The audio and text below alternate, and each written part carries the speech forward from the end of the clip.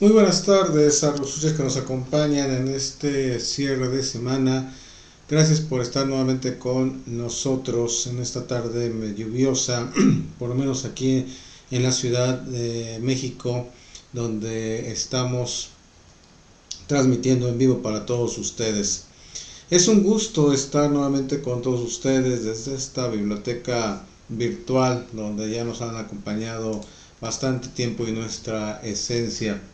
Como vieron en el video de introducción que estamos manejando, perdón, que estamos manejando, el día de hoy quisimos detenernos un poquito en lo que veníamos haciendo de capacitación, porque nos parece muy importante nuevamente llevarles un tema reciente, un tema que se está teniendo el día de hoy sus diversas implicaciones. Ya saben que obviamente cambiamos ciertas cuestiones o decimos de forma general, pero que sí nos llama la atención. Y bueno, vamos a empezar nuestro tema principal, para lo cual me permito aparecer ya en pantalla. Fíjense que nuestra labor ahorita está siendo también, con todos los proyectos que estamos encabezando, hacer una concientización de lo que es la impartición de justicia, lo que es el derecho contra la impartición de justicia y todo lo que conlleva. Hoy estamos llevándoles a todos ustedes un caso real de un menor de edad que en su historia, en su narrativa es compleja este análisis, pero que sin duda nos tiene que servir para no solamente hacer un análisis, un juicio de valor o incluso, como ya me conocen, simplemente una noticia para lograr un rating. El día de hoy vamos a estar analizando qué conlleva esta parte de la conducta que se desplegó, sin justificar el hecho que realizó. Quiero empezar haciendo una narrativa general entonces de lo sucedido. En una escuela determinada, uno de los alumnos espera y se coloca de una manera al frente del salón, mientras que el maestro está haciendo unas anotaciones en el escritorio. Al momento en que se para dirigirse a los alumnos, este alumno aprovecha y lo intenta lesionar con un cuchillo. Lo intenta por varias ocasiones hasta llegar casi a la puerta de salida del salón, donde se ve listo para irse a la fuga y se sale corriendo del salón. Todos sus compañeros incrédulos no saben cómo reaccionar, no hay un protocolo para que les diga cómo actuar bajo estas cuestiones que se están manifestando. Y en un par de minutos llega el director, manda a llamar a los brigadistas para que sean los socorristas, mejor dicho, para que le brinden los primeros auxilios. Y el alumno no logra salir de la escuela, por lo que es detenido. El maestro se lo trasladan al hospital. Afortunadamente ven que sus lesiones no son tan fuertes, es decir, que no logró lesionarlo tan fuertemente, a pesar de que usó un cuchillo para tal efecto. Y entonces no solamente es expulsado el estudiante, sino también es detenido para las consecuencias jurídicas pertinentes. Aquí, de hecho, de esto partimos en que hay una justicia para adolescentes y se pareciera fácil esta cuestión. A primera vista estaríamos asombrados de lo que les acabo de mencionar, de lo que les acabo de transmitir. Sabemos que la violencia está llegando a las escuelas, sabemos que los operativos de mochila segura no están funcionando, y no están funcionando no porque no sean efectivos, sino lamentablemente tanto la gente que está realizando estos operativos no tienen la capacidad para realmente prevenir estos delitos, no solamente a nivel teórico sino práctico. muchas veces tienen una gran teoría, pero no la práctica. Y no con esto queremos decir que se necesita lesionar a las personas para poder entender cómo se despliegan las conductas. Seguiré insistiendo que uno de los grandes ejemplos que sigo poniendo es cuando tuvimos la oportunidad de capacitar en el Estado de México y el titular de aquel entonces de las pláticas y de Mochila Segura, bajo todo un protocolo de seguridad exhaustivo, demasiado exhaustivo, le dimos un arma de fuego para que la tuviera en sus manos y se simulara un asalto. Y no se me va a olvidar porque empezaba a temblar su mano, se la quedaba viendo fijamente como si la pistola le fuera a hablar. Hasta que nos dijo, no puedo más. Al preguntarle el por qué, nos confesó que nunca había tenido un arma de fuego en sus manos y que también estaba temeroso del protocolo, si se pudiera disparar la pistola. ¿Qué decir de las dos peritos en criminalística? A lo que voy es que no se necesita experimentar el disparar un arma de fuego, el lesionar con un cuchillo, el pegarle a una persona, etcétera, para entender cómo se despliega la conducta. Pero sí se tiene que tener una capacitación más fuerte, más intensiva de reacción, en donde se pueda entender las emociones y puedan controlarlo, porque son los encargados de transmitir esta información a todos los estudiantes y las consecuencias que conlleva el portar o el llevar a la escuela un arma punzocortante, a veces un arma de fuego, etcétera.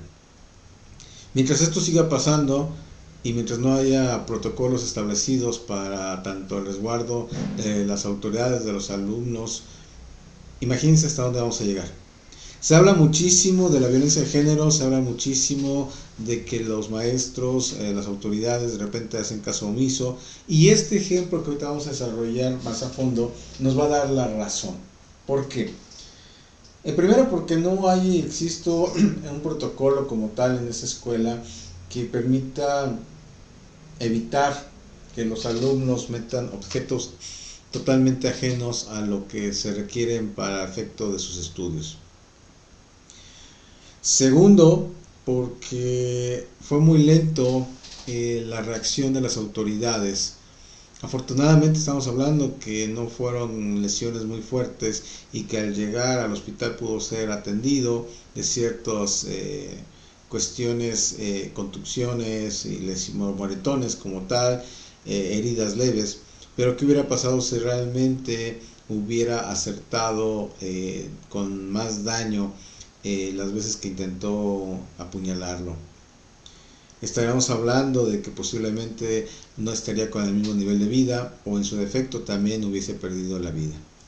Y aquí en su momento viene entonces lo que es la aplicación de la justicia para adolescentes, un concepto en donde se busca que estos delincuentes potenciales no pisen los reclusorios de nuestro país. Se les hace sanciones administrativas que incluso también conllevan a los padres a estar como responsables en una serie de requisitos para que entiendan las consecuencias de sus actos. Sin embargo, sí genera una parte de antecedentes penales por el simple hecho de haber estado enfrentando un delito. Y es aquí donde también empieza a cambiarle la vida. Charlando con otras personas también en otra postura un tanto cuanto más, se puede decir, agresiva, mencionaban que pueden estar de acuerdo con que en Estados Unidos a estas personas menores de edad las juzguen como mayores porque sus actos fueron realizados con premeditación, a la ventaja, etcétera, porque hubo un intercriminis, una fase interna, una fase externa, y porque no distingue la impartición de justicia entre una edad u otra. Puede ser muy drástico porque finalmente la sentencia es emitido como si fuera una persona ya mayor de 18 años. En nuestro país se establece que hasta antes de los 18 años, un día antes inclusive de cumplir los 18 años, debes de ser tratado bajo los lineamientos de la impartición de justicia para adolescentes. Y debes de someterte a esa parte, y en caso de ser sentenciado a máximo 5 años, dependerá de la edad que se tenga. Si estamos hablando de un joven de 13 años, seguramente va a tener una capacidad de 4 años, 11 meses, en este sentido, para que se le aplique la sentencia correspondiente, porque a los 18 ya estaría pasando a la cuestión de ser mayor de edad. Cuando la edad se acerca más a la mayoría de edad, es decir, a los 18 años, y se establece una pena de 3, 4 años y la persona probablemente responsable tiene 15 años, le aplican 4 años de sentencia, en teoría él estaría a los 19 años compurgando la totalidad de su sentencia. Y es ahí donde se va complicando más, porque establece que los primeros años va a estar bajo el resguardo de la justicia para adolescentes, y el último año puede ser trasladado a un reclusorio. El ser trasladado a un reclusorio implica todavía mayor desgaste para la familia. Lamentablemente la persona se lo buscó, lamentablemente por sus acciones.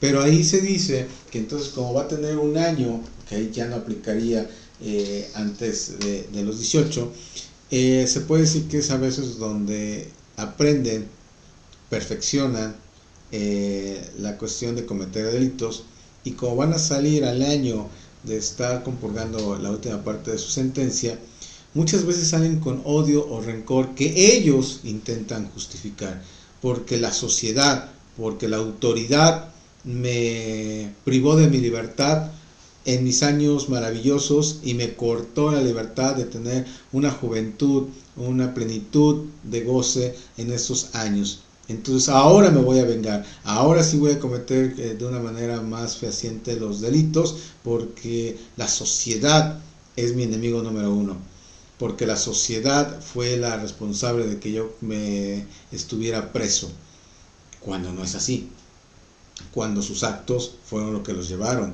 a esta situación. Y es ahí donde la parte de la psicología tiene que actuar para saber los motivos, las razones que llevaron a cabo a desplegar a este joven determinada conducta, sin justificarlo, para que no sea sancionado. Y nos vamos a remitir en esta primera parte a lo que es la criminodinámica y la criminogénesis, como factores endógenos y factores exógenos, que ya los hemos venido charlando con todos ustedes. ¿Qué factores dentro de la familia y en su entorno social, conllevaron a sumarse para un factor detonante? Se escucha bonito, se escucha factible, pero en realidad nos debemos de preocupar más allá de, y ocuparnos, mejor dicho, porque si en la casa estamos ante personas, o se convive con personas agresivas, si el padre es agresivo, si el padre se la pasa humillando a su esposa, golpeándola, incluso golpeando al menor y a sus hermanos, es irresponsable, no da para el gasto, entre otros tantos factores que lamentablemente se siguen dando en las familias mexicanas, y creo que también a nivel mundial. Ojo con esto, porque muchas veces el primer argumento que intentan decir es que vengo de una familia problemática donde mi padre es alcohólico, donde mi padre no me daba cariño, donde mi padre veía que golpeaba a mi madre y yo tenía que intervenir, y más de una vez me tocó a mí los golpes, y por eso en su momento empecé a desarrollar un coraje y atenté contra el maestro. Es una línea muy delgada. Si bien es cierto que dentro de la psicología va a haber los estudios pertinentes para saber y determinar el daño emocional que tiene esta persona por todo lo que vivió hacia adentro de la familia, no excluye de la responsabilidad. Y lo decimos en ese sentido porque es el típico ejemplo de cuántas veces hijos de padres alcohólicos, depresivos, drogadictos, no te prueban, una gota de alcohol, no consumen nada de droga, no son agresivos. Entonces se rompe ese patrón, pero muchas veces a otros les afecta de tal manera que van creciendo y van desarrollando en su mente, en su pensamiento, que es algo normal. Si mi padre lo hizo, yo tengo el derecho a hacerlo. Si mi madre fue sumisa, entonces la culpa la tiene ella. Seguramente algo hizo para hacer enojar a mi padre y por eso la reprimió. Y entonces es ahí el estudio tanto de la psicología como esta criminodinámica y criminogénesis que se vuelve interesante. Porque obviamente el factor exógeno es afuera de la familia. Si convivo con adolescentes o con gente un poco mayor que ya toma, que ya consume determinada sustancia tóxica, que también es agresivo, violento, junto toda esa parte con el factor endógeno hacia adentro de la familia y voy a hacer una bomba de tiempo, porque entonces en cualquier momento que no me satisfagan mis requerimientos voy a tener como excusa que fui yo también una víctima y que entonces tu sociedad no me entiendes y que entonces tu sociedad es cruel conmigo porque como después de todo lo que sufrí en casa y me salía a trabajar y tenía que estudiar y yo era el responsable de cuidar a mis hermanos y ahora no me entiendes, ahora me juzgas y me privas de la libertad. Eso es lo que debemos de cambiar. Aparte que al momento en que lo declaran primodelincuente, primera vez en cometer un delito, agota, como diríamos, su especie de bonus. Es decir, me declaro culpable, soy primodelincuente, la primera vez que lo hago, pero finalmente me comprometo a resarcirme, a rehabilitarme y no volverlo a cometer. Te quedas con antecedentes penales y si en lo sucesivo, posterior o inmediatamente antes de cumplir los 18 años o posterior a ello, vuelves a cometer un delito, ya eres reincidente, ya no eres primodelincuente, porque ya estuve sujeto a un proceso jurídico, porque ya no basta con declararte culpable para ver los beneficios que la ley te otorga. Y tampoco debe de ser una cuestión de que me voy a esperar después de los 18 entonces para delinquir, porque como buen mexicano le buscamos la forma de darle la vuelta. No, esta parte te indica a que debemos estar conscientes los padres de familia de ver los cambios que existen, de propiciar un ambiente propicio en la familia, de ver con quienes se juntan. Hoy en día con las redes sociales, hoy en día con las amistades virtuales, incluso con las relaciones virtuales y lamentablemente con los retos virales que cada vez en su momento es una tendencia, nos vuelve cada vez más agresivos, nos vuelve más potenciales de cometer un delito y después dicen, no sabía que es un delito. Nadie me explicó las consecuencias. Tampoco es una labor de los padres estar 24/7 y la otra parte a la escuela. Si hablamos en la parte de la escuela, tendríamos que tener una sensibilidad. Ya no basta con lo que a lo mejor en los 80s, 90s funcionaba como orientación. Ve a pedir orientación o orientación vocacional. Ha ido desapareciendo esta cuestión y ya están fuera de control los jóvenes. Se necesita un esfuerzo real en esa materia para orientarlos, para decir a los papás, estoy observando que su hijo es muy agresivo, que su hijo con sus amigos forman un círculo muy fuerte de violencia. Por eso seguiré en contra de que se use la palabra bullying, porque no se trata de poner un término anglosajón, ponerlo de moda y ya. Mi hijo sufre bullying, mi hijo fue bulleado.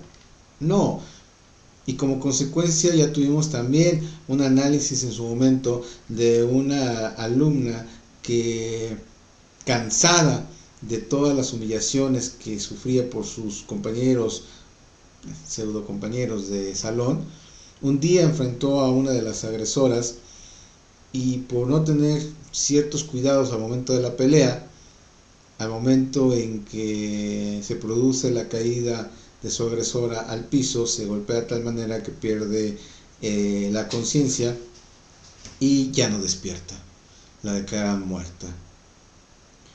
Entonces, ella luchó por liberarse de esa violencia. Normalmente a veces ya no les preguntamos cómo te fue en la escuela, qué viste, ya no los revisamos para ver si vienen golpeados, agresivos. Haz tu tarea y empezamos con la tablet, el celular, el internet, que no son malos, pero que finalmente en esta parte de este análisis conlleva a que oculte su realidad, como lo vamos a ver en la segunda parte de esta charla. Ahorita estamos desde el esquema jurídico que va a enfrentar este menor, va a enfrentar la justicia, va a enfrentar las consecuencias jurídicas y le va a cambiar ya desde ahora el entorno social. Y no solamente a él, sino también a sus padres. Y aquí es cuando también toma importancia, aparte del criminólogo, que debe hacer una perfilación y debe buscar no el tratamiento, sino la estrategia más adecuada para que entienda la consecuencia de sus actos, en conjunto con un psicólogo que pueda examinarlo y ver si tiene algún trastorno de la conducta, en este caso de materia clínica que se pueda tratar, o realmente no tiene este factor detonante de la familia o de la sociedad y simplemente él decidió realizar determinada conducta que es denominada como delito. Eso es lo que va a hacer esta primera parte. Cuando hablamos y señalamos al probable responsable, tenemos que entenderlo. Se dificulta por ser menor de edad. Se dificulta porque hay una evidencia objetiva en donde se ve claramente la agresión que le realiza a su maestro. ¿Qué estamos haciendo en las escuelas para tomar esas medidas de protección y de prevención? Nos está haciendo falta hacer algo, ya sea capacitación, concientización y llegar y permear a todos los lugares con estas informaciones.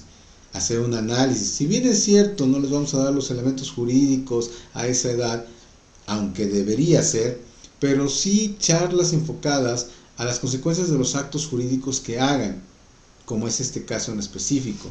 Insisto, afortunadamente estamos ante la presencia de que se quedó en lesiones, puesto que no surtieron efecto para que se privara de la vida al maestro.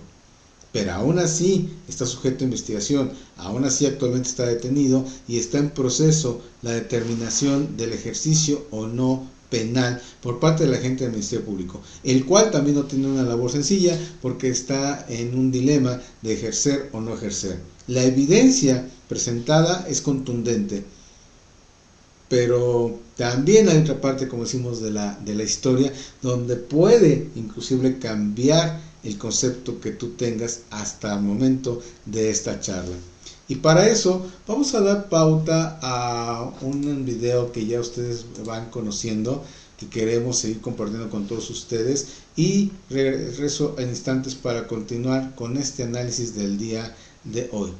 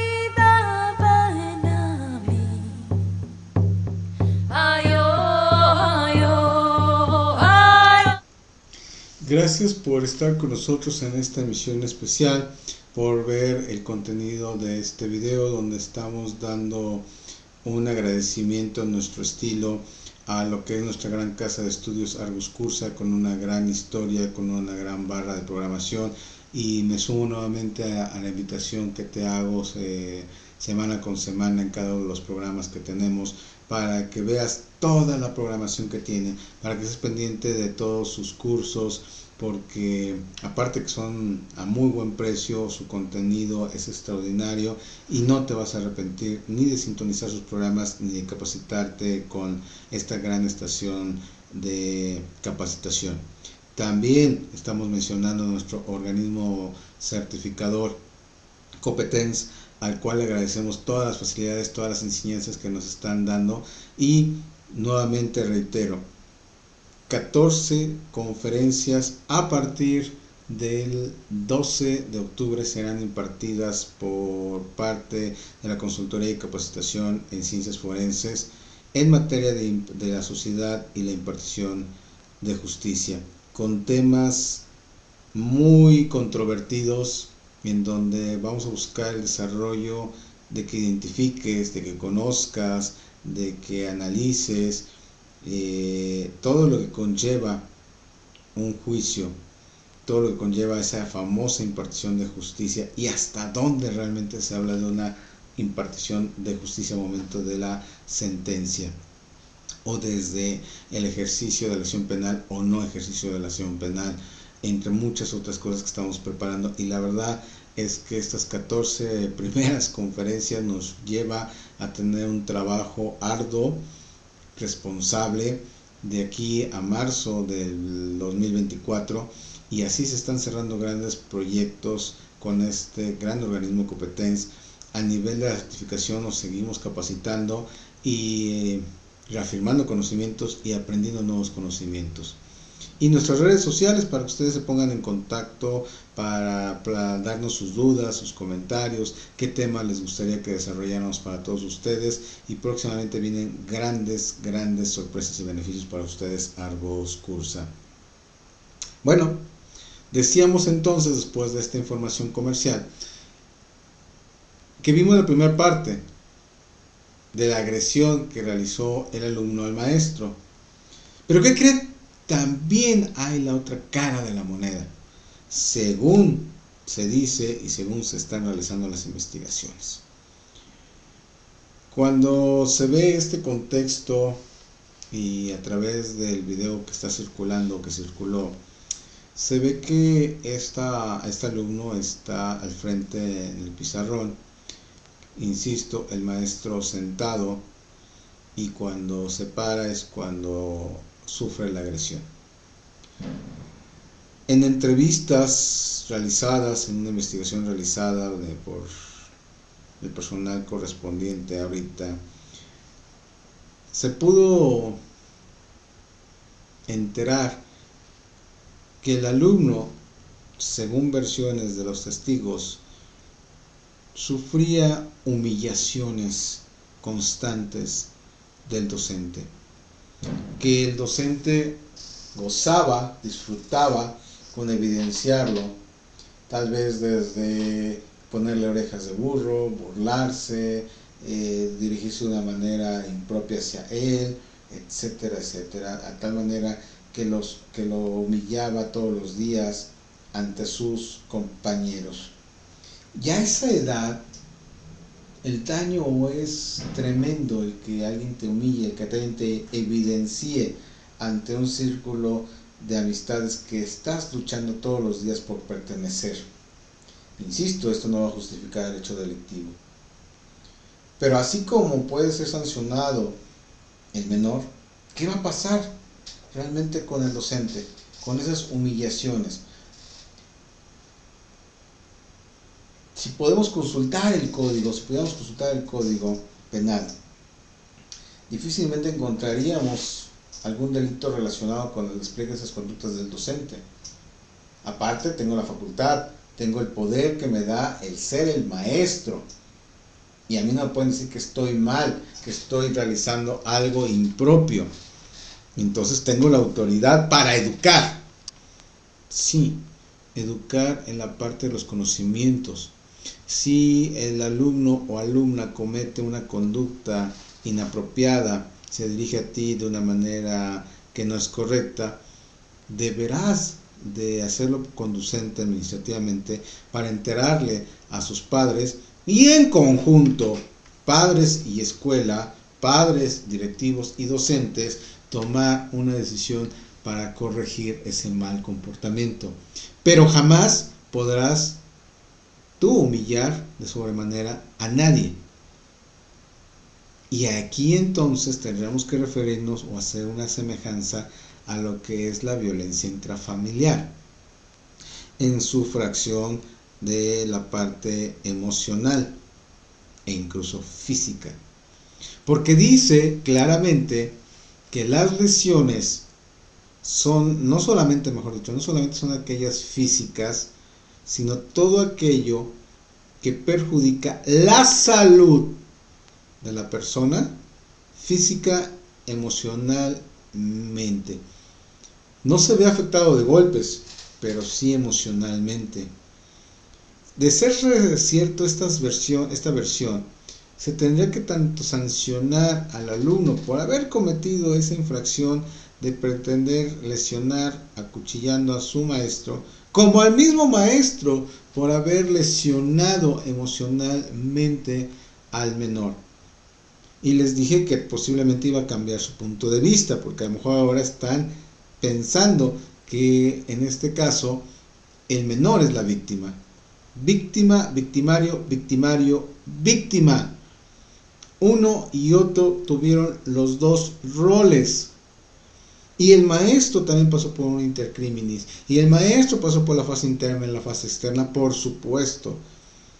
Y posiblemente también dentro de la criminogénesis y de la criminodinámica de ese factor detonante, si se estudia a fondo el despliegue de las conductas realizadas por el docente, pudiéramos ver que a lo mejor en su familia también hay antecedentes de violencia, que así lo hubieran educado humillándolo, porque el papá gozaba de tener el control, porque le decían los hombres no lloran, porque lo evidenciaban con sus familias, sus hermanos, familiares, siempre lo evidenciaban y así fue creciendo, viendo que esto era una conducta normal. Al momento en que se vuelve maestro, lo hace como un despliegue de una conducta normal, volviendo a insistir que esto no justifica el hecho delictivo que realizó.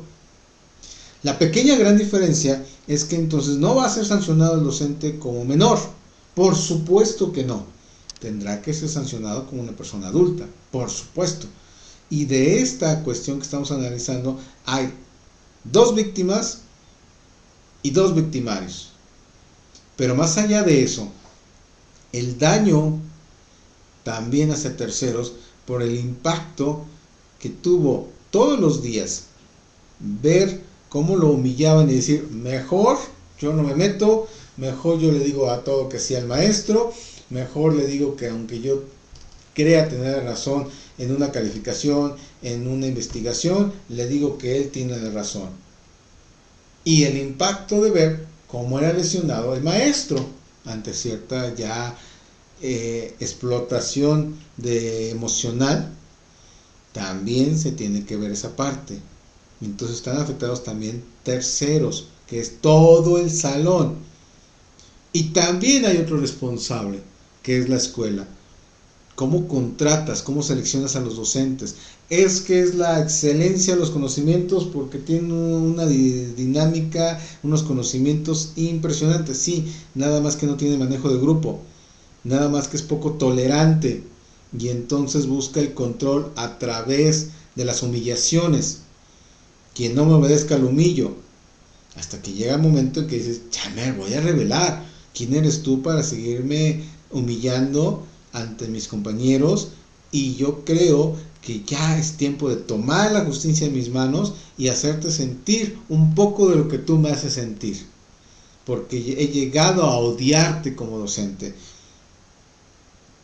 Todo esto, dentro de la criminología y de la psicología, tiene una prevención, porque este alumno seguramente fue cambiando su conducta, su forma de convivir en la familia, pero si nadie se detuvo a observar y a detener estos cambios, Por supuesto que también se vuelven responsables, porque entonces decimos, la escuela que eduque y nosotros en la otra parte, si es que nos queda tiempo, porque somos padres muy ocupados, porque los dos trabajamos y no tenemos tiempo para platicar con nuestros hijos.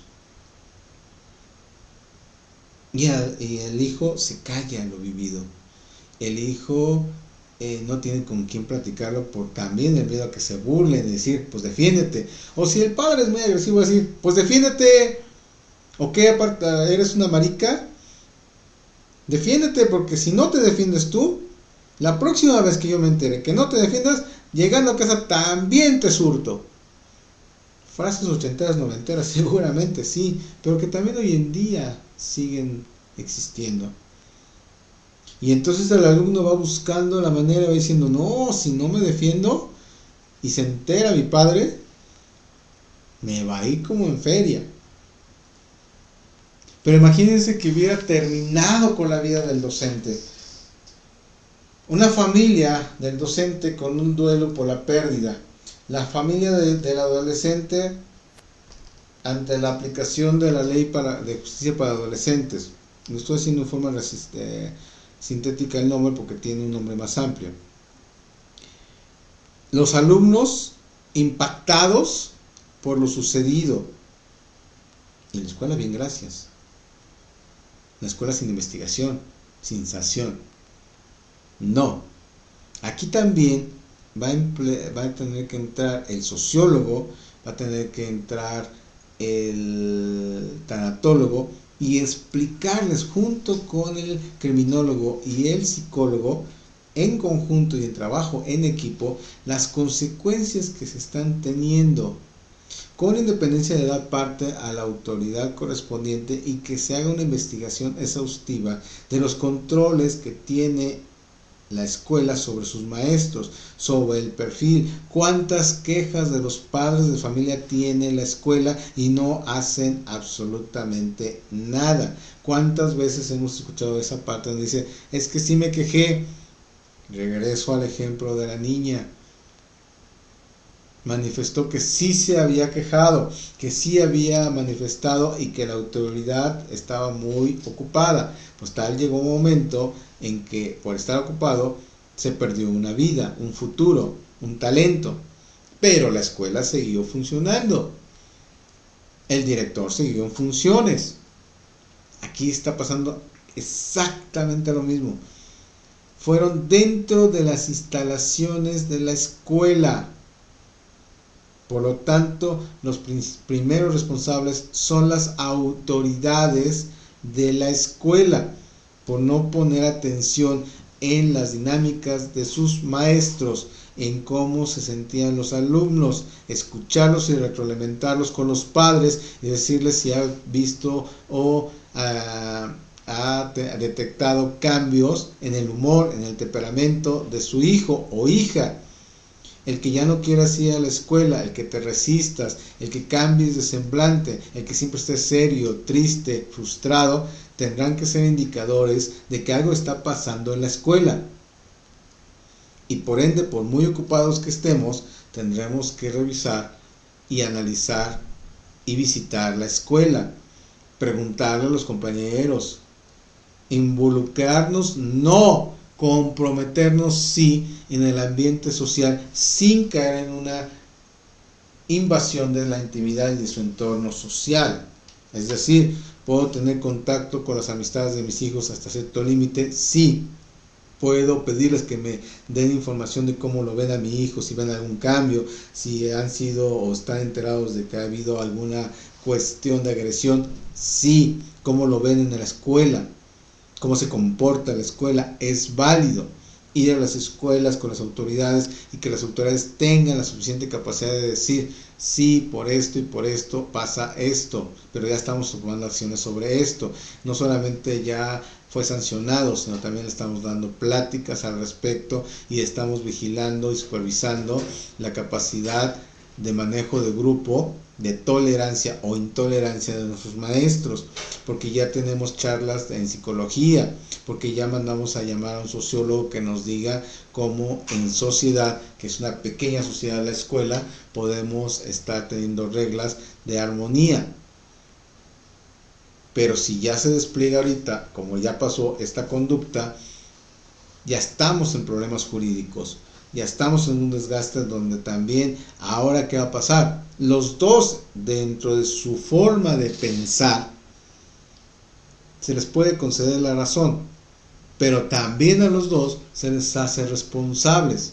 Ninguna cuestión de violencia ejercida en su entorno social o familiar, factor endógeno, factor exógeno, justifica que hagan una conducta de agresión. Y esto es lo que debe de quedar bastante claro, que los responsables en la escuela son las autoridades junto con los docentes.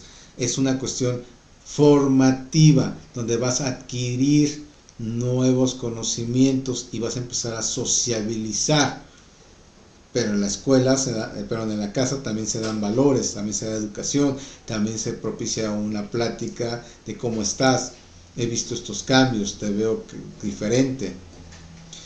Con todo respeto, un ejemplo que se me viene a la mente es el pitufo gruñón.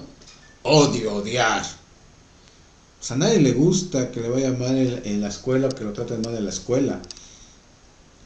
Y tampoco somos quienes para decir un juicio de valor del por qué le pasó eso al maestro o la maestra, pero tampoco podemos justificar que hoy en día se desquiten con sus alumnos.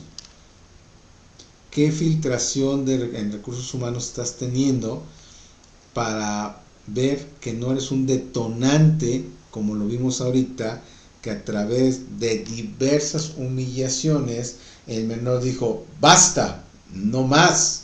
Y al decir basta no más, decide apuñalar a su profesor. No concluye al 100% el delito porque fueron lesiones menores, sin que haya un daño mayor. Y afortunadamente en pocos días va a ser dado de alta.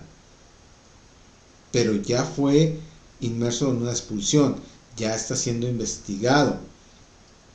Y hasta el momento, por ser la víctima, el docente, no se le ha empezado a investigar. Acuérdense lo que veíamos en el protocolo de investigación. Es aquí donde aplica esa parte. Tenemos a la policía de investigación y tienen que agotar todas las instancias o las diligencias de investigación, aunque también con sus debidas cuestiones objetivas y subjetivas, porque muchas veces también sus compañeros pueden buscar defender a su compañero agresor diciéndole que fue sujeto a humillaciones.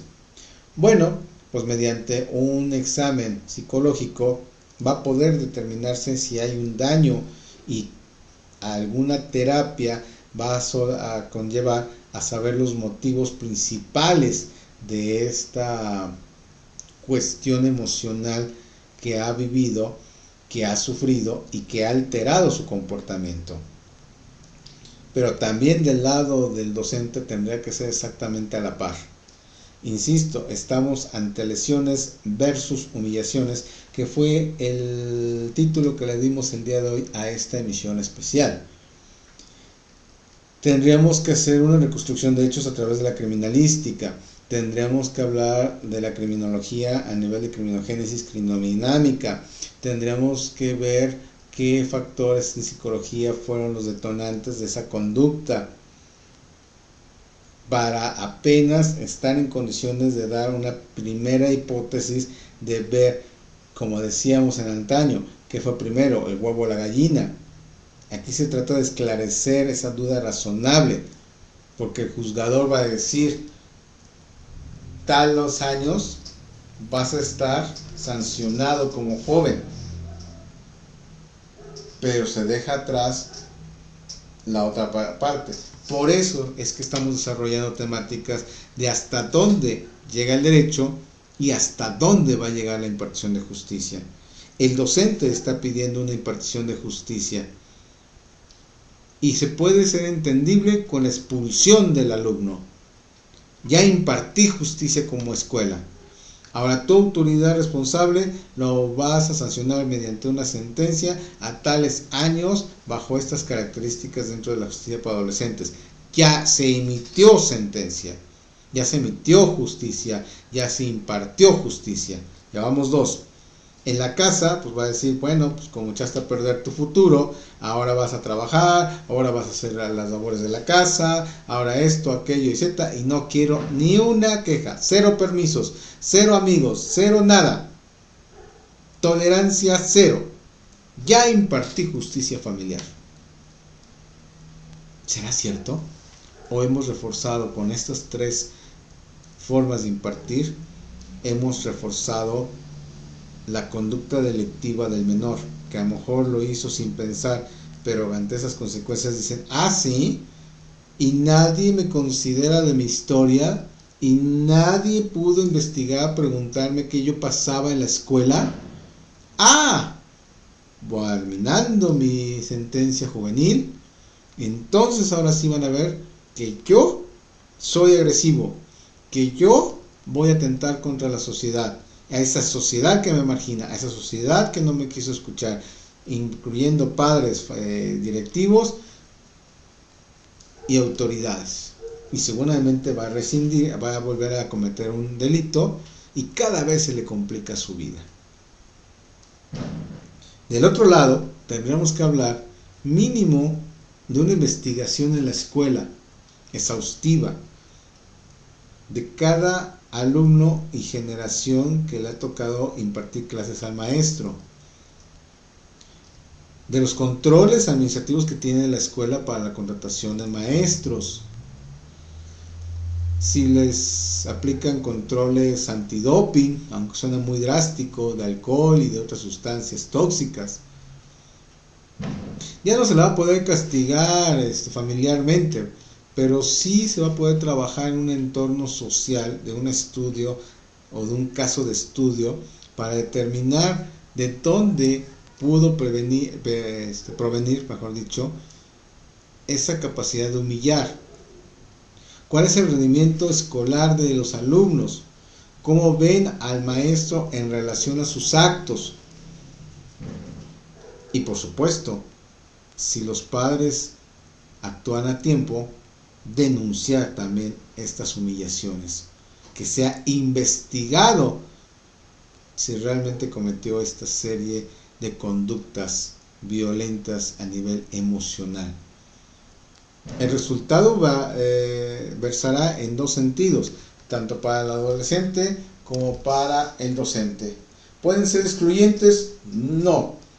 Es decir, tampoco se gusta justificar que yo por alumno, por haber sido humillado, agredido, denigrado, como le queramos llamar, entonces tengo la razón de haber lesionado o apuñalado al maestro.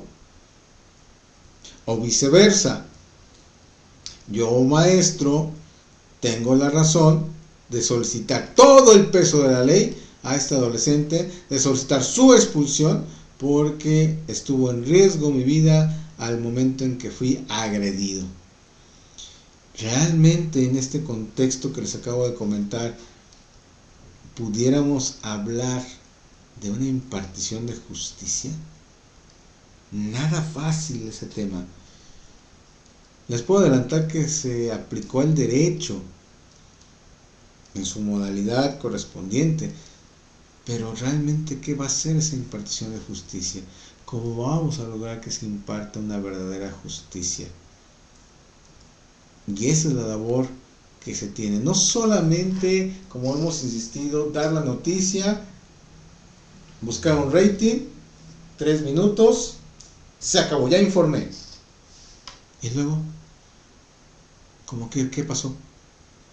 ¿Cuál es la parte que continúa? Insisto, los noticieros no tienen personal o reporteros con conocimientos de derecho. Y entonces nada más dan la nota.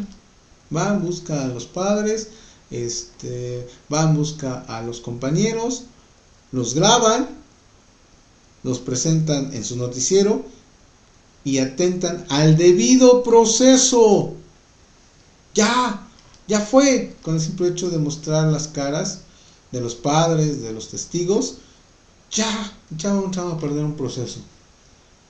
Atención nuevamente, medios de comunicación. Hay formas de dar las noticias y de hacer investigaciones al respecto. Yo no pierdo esa cuestión de poder enterarme que ya están siendo capacitados debidamente en el ámbito del derecho. Porque si bien es cierto, al juez le toca impartir justicia con sus conocimientos de derecho, y es una tarea nada fácil, los demás, ¿quiénes son para emitir una opinión de lo que está pasando? Todavía en la semana, programas matutinos dando comentarios, y perdón, pero es como decir, golpes de pecho. No, eso no es una impartición de justicia, no es en su afán de concientización y ponen todavía precaución, escenas fuertes. No, en verdad no lo sigan haciendo. ¿Qué pasaría si se tratara de uno de tus hijos que tú perteneces a una televisora? ¿Te gustaría que anduviera siendo exhibido? También es violencia. Por supuesto, dejemos que las autoridades hagan su trabajo. Es muy distinto dar un contexto general sin nombres y entidades, cambiando ciertos datos para un análisis, a distorsionar toda la verdad y que no se lleve a cabo una impartición de justicia. Espero te haya concientizado. Espero que veas, padre de familia, que tienes muchas cosas que realizar. Y cuando digas, para mí el derecho no es cosa que yo necesite saber, si yo no soy abogado, si nunca me van a tener problemas. Acuérdate que todos podemos ser susceptibles a requerir un servicio jurídico, y entre conozcamos de manera general las cosas, podemos prevenir, podemos charlar, no solamente de las redes sociales y de los videos de las ciertas aplicaciones y reírnos, jajaja, jojojo, sino también hablar al respecto con nuestros hijos, ser más observadores para ver si presentan señales de lesiones, agresiones, humillaciones, y prevenir que pase este acontecimiento que les acabo de narrar. Escuelas tendrán que poner más cuidado qué es lo que pasa con sus educadores en la forma que transmiten el conocimiento y las sanciones que realizan, y así una serie de cadenas que se tienen que hacer. Y bueno, no quiero irme con un sabor de boca negativo, entonces vamos a casi dar por terminado la sesión del día de hoy. Es un mensaje en general para concientizar. Es un mensaje que decidimos realizar un análisis general porque el delito anda en todos lados y el delito se puede presentar en cualquier momento. Hablemos con nuestros hijos, que sepan que no están solos, que ante cualquier situación de sus compañeros, de sus maestros o de su entorno social, nos hagan saber. Pero también trabajemos en nuestro entorno familiar. También no contribuyamos a que se formen potenciales agresores. Hay mucho por hacer, mucho por hacer, pero nadie dijo que el camino era fácil. Tanto familia, padres de familia, como autoridades o escuela trabajen en conjunto. Sé que a veces es difícil no pelear con la pareja, pero busquen o intenten no hacerlo en la presencia de sus hijos. No pierdan tan fácilmente el control y sean agresivos, porque ya tenemos bastante violencia en nuestro país. Escuelas, pongan más atención a sus alumnos y a sus docentes y a lo que pasa en sus instalaciones. Y no dejemos a un tercer invitado de redes sociales e internet que malinformen junto con los medios de comunicación a la sociedad. Por nuestra parte, queremos decirles que cuentan con nuestro apoyo tanto con la especialista en psicología en la clínica de psicología jurídica, en el ámbito jurídico y en el ámbito de tanatología social. Gracias por llegar nuevamente al final de una semana más con nosotros para hacernos ver con ustedes toda esta capacitación, toda esta serie de charlas. Y recuerden que siempre nos vamos a detener en nuestros temas cuando pasen ese tipo de cuestiones, para que se puedan llevar a ustedes también un análisis distinto y una aplicación, lamentablemente, de lo que sí está pasando en nuestro país, pero que todo tiene una solución, y no solamente hablar de una prevención del delito cuando ya pasó. Se puede gestar una gran prevención con las pequeñas recomendaciones. No los critico, no los señalo, pero sí se puede hacer una mejor sociedad si mejoramos nuestro entorno familiar y somos más exigentes con el entorno escolar de nuestros hijos y mejoramos la comunicación que tengamos con ellos. Ojalá, tanto a nivel de padres de familia, adolescentes, niños, adolescentes y docentes, les haya servido la charla del día de hoy. Disfruten su semana, el fin de semana. Tenemos una cita el próximo lunes de 5 a 6 en su programa de Perito y la importancia de su dictamen.